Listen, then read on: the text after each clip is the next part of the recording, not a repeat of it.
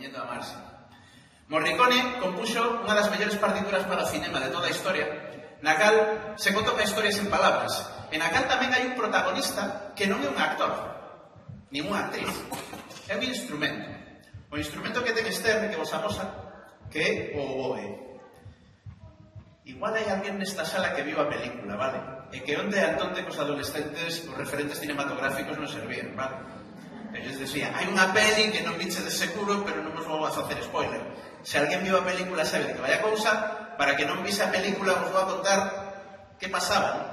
O que sucede nesta película que se titula A Misión é que hai dous grupos humanos que non se poden entender porque non falan nin sequera a mesma linguaxe.